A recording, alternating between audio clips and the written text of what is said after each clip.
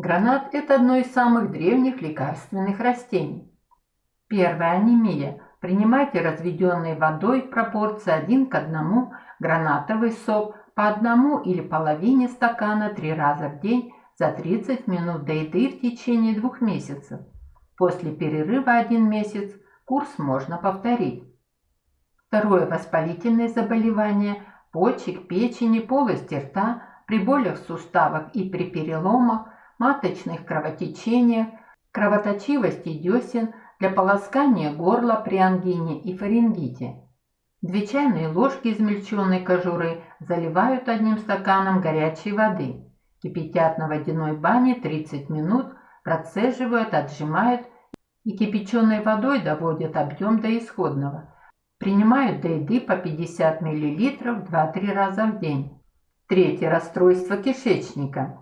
2 чайные ложки измельченной кожуры на 1 стакан воды. Кипятят 15 минут, настаивают 1 час. Пьют по 1/3 стакана перед едой. Четвертое – хронический кашель. 1 столовую ложку кожуры граната заварить 1 стаканом кипящей воды.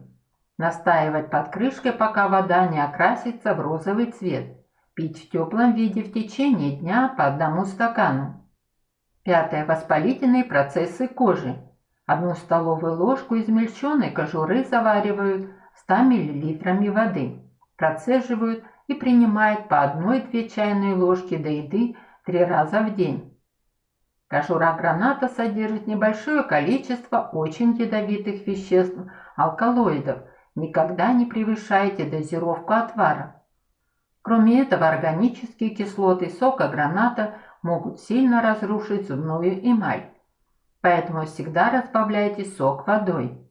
Сок граната противопоказан при язве желудка, при гастрите с повышенной кислотностью, при остром нефрите и гепатите, панкреатите. Берегите себя и будьте здоровы.